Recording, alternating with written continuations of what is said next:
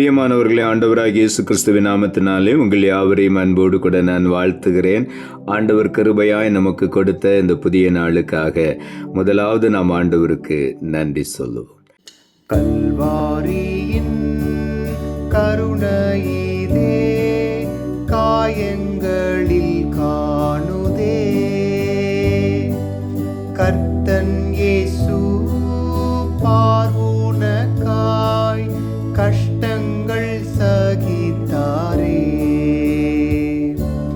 கர்த்தன் இயேசு பார்வுனக்காய்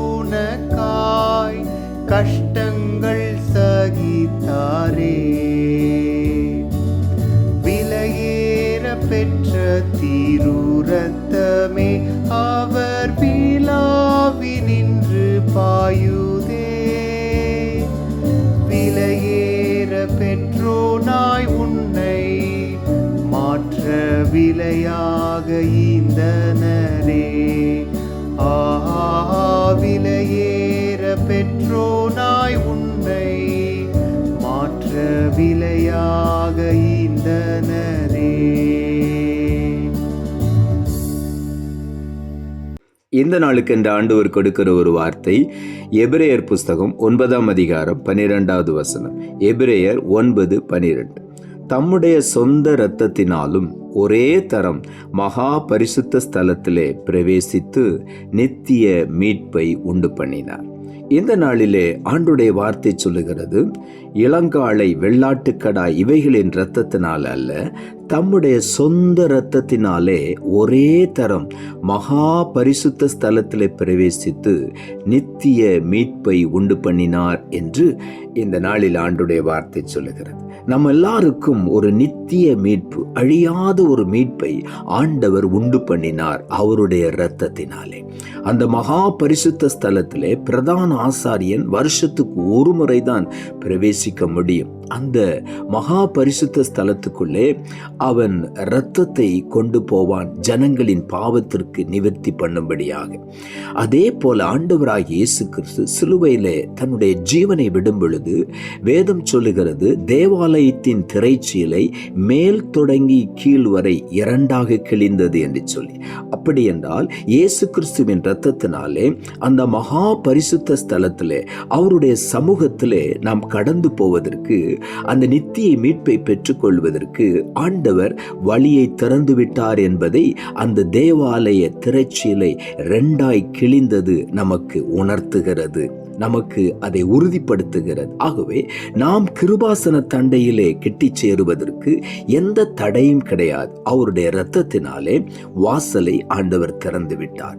அவருடைய சமூகத்திலே அந்த கிருபாசன தண்டையிலே நாம் அண்டி சேருவதற்கு, கிட்டி சேருவதற்கு, ஆண்டவர் நித்திய மீட்பை பெற்றுக்கொள்வதற்கு அந்த வாசலை திறந்து விட்டார். நம்முடைய சரீரத்தை கிழிக்க ஒப்பு கொடுத்து அவருடைய விலையேற பெற்ற இரத்தத்தை நமக்காக சிந்தி கொடுத்து அந்த இரத்தத்தினாலே ஒரே தரம் மகா பரிசுத்த ஸ்தலத்திலே பிரவேசித்து நித்திய காலமான அழியாத ஒரு மீட்பை நமக்காக ஆண்டவர் கொடுத்து விட்டார்.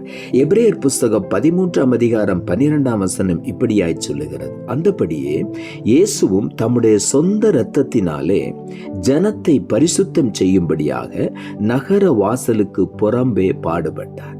நகர வாசலுக்கு புறம்பே சிலுவை மரணத்திற்கு நியமிக்கப்பட்டவர்களை ஊருக்குள்ளே கொண்டு வர மாட்டார்கள். நகர வாசலுக்கு புறம்பான ஒரு இடத்துல அவரை பாடுபடுத்துவார்கள், வேதனைப்படுத்துவார்கள், அவரை கொடுமைப்படுத்துவார்கள். அப்படித்தான் ஆண்டவராகிய இயேசு நமக்காக நகர வாசலுக்கு புறம்பே தள்ளப்பட்டு அங்கே பாடுபட்டார் என்று வேதம் சொல்லுகிறது. அங்கே நொறுக்கப்பட்டார். நம்முடைய அக்கிரமங்களுக்காக, நம்முடைய மீறுதல்களுக்காக அவர் நொறுக்கப்பட்டார் என்று வேதம் சொல்லுகிறது. அதன் பிறகுதான் அந்த கனத்த பாரமான சிலுவையை அவருடைய தோளிலே வைத்து கொல்கதா மேட்டுக்கு நேராக அவரை அழைத்து கொண்டு போனார்கள் என்று வேதத்திலே நாம் அறிந்து கொள்ளுகிறோம். ஆகவே நம்மை பரிசுத்தம் பண்ணும்படியாய் ஆண்டவர் புறம்பான ஒரு இடத்துல, மறைவான ஒரு இடத்துல, நகர வாசலுக்கு புறம்பாக ஒதுக்கப்பட்ட இடத்துல ஆண்டவர் பாடுபட்டார். அந்த பரிசுத்த இரத்தத்தை நமக்காக கொண்டு வரும்படியாக பரிசுத்த ஸ்தலத்துக்குள் அவர் பிரவேசித்து அந்த பரிசுத்த இரத்தத்தினாலே நித்திய மீட்பை நமக்கு உண்டு பண்ணினார். எபிரேயர் புஸ்தகம் 9ஆம் அதிகாரம் 7ஆம் வசனம் இப்படியாய் சொல்லுகிறது, 2ஆம் கூடாரத்தில் பிரதான ஆசாரியன் மாத்திரம் வருஷத்திற்கு ஒரு தரம் இரத்தத்தோட பிரவேசித்து அந்த இரத்தத்தை தனக்காகவும் ஜனங்களுடைய தப்பிதங்களுக்காகவும் செலுத்துவான் என்று இங்கே எழுதப்பட்டிருக்கிறது. இதுதான் அந்த பிரதான ஆசாரியர் செய்கிற காரியம். நம்முடைய பிரதான ஆசாரியராகிய இயேசு தம்முடைய சொந்த இரத்தத்தை, தம்முடைய சரீரத்தை கிழிக்க ஒப்பு கொடுத்து, அந்த கோரமான சிலுவை மரணத்துக்கு தன்னை ஒப்பு கொடுத்து அவருடைய இரத்தத்தை நமக்காக அந்த பரிசுத்த ஸ்தலத்தில் கொண்டு வந்து நித்திய மீட்பை உண்டு பண்ணினார். வெளிப்படுத்தின விசேஷம் 1ஆம் அதிகாரம் 6வது வசனம் இப்படியாய் சொல்லுகிறது, நம்மிடத்தில் அன்பு கூர்ந்து தமது இரத்தத்தினாலே நம்முடைய பாவங்களற நம்மை கழுவி தம்முடைய பிதாவாகிய தேவனுக்கு முன்பாக நம்மை ராஜாக்களும் ஆசாரியர்களும் ஆக்கின அவருக்கு மகிமையும் வல்லமையும் என்றென்றைக்கு உண்டாயிருப்பதாக என்று இங்கே எழுதப்பட்டிருக்கிறது. நம்மிடத்தில் அன்பு கூர்ந்த ஆண்டவர் இயேசு கிறிஸ்து தமது இரத்தத்தினாலே நம்முடைய பாவங்களர் நம்மை கழுவினார் என்று எழுதப்பட்டிருக்கிறது. அதற்காகத்தான் அந்த பரிசுத்த ஸ்தலத்துக்குள்ளே அவருடைய பரிசுத்த இரத்தம் கொண்டு செல்லப்பட்டது. தம்முடைய பிதாவாகிய தேவனுக்கு முன்பாக நம் ஒவ்வொருவரையும் ராஜாக்களாக ஆசாரியர்களாக ஆக்கும்படியாகத்தான் அந்த இரத்தத்தை நமக்காக அவர் சிந்தி கொடுத்தார். அவருக்கு மகிமையும் வல்லமை என்றென்றைக்கு உண்டாயிருப்பதாக என்று இங்கே புகழ்ந்து பாடுகிறதை நாம் பார்க்கிறோம். நாமும் ஆண்டவரை எப்பொழுதும் மகிமைப்படுத்திக் கொண்டே இருப்போம். அவருடைய இரத்தத்திற்காக, அவருடைய இரத்தத்தினாலே நமக்கு நித்திய மீட்பை கொடுத்து விட்டார். ஆகவே தான் ஏசாயா 51ஆம் அதிகாரம் 11ஆம் வசனம் சொல்லுகிறது, கர்த்தரால் மீட்கப்பட்டவர்கள், அந்த நித்திய மீட்பை இயேசு கிறிஸ்துவின் இரத்தத்தினாலே பெற்றுக்கொண்டவர்கள் ஆனந்த களிப்புடன் பாடி சியோனுக்கு தேவனுடைய சமூகத்தில் வருவார்கள். நித்திய மகிழ்ச்சி ஒவ்வொருவர் தலையின் மேல் இருக்கும். சந்தோஷமும் மகிழ்ச்சியும் அடைவார்கள். சஞ்சலமும் தவிப்பும் அவர்களை விட்டு ஓடி போகும் என்று ஆண்டவருடைய வார்த்தை சொல்லுகிறது. ஆகவே இந்த நாளிலே இந்த பாக்கியத்தை ஆண்டவர் நமக்கு அவருடைய இரத்தத்தினாலே தந்தபடியினால் உள்ளத்தின் ஆழத்திலிருந்து நாம் நன்றி சொல்லுவோம். நாம் ஜெபிப்போம். அன்புள்ள ஆண்டவரை, கிருபையாய் நீர் கொடுத்த இந்த புதிய நாளுக்காய் மறுபடியும் எமக்கு நன்றி செலுத்துகிறோம். ஆண்டவர் கொடுத்த ஜீவனுள்ள வார்த்தைக்காக நன்றி. தம்முடைய சொந்த இரத்தத்தினாலும் ஒரே தரம் மகா பரிசுத்த ஸ்தலத்திலே பிரவேசித்து நித்திய மீட்பை உண்டு பண்ணினார் என்ற வார்த்தையை கொடுத்தீர்.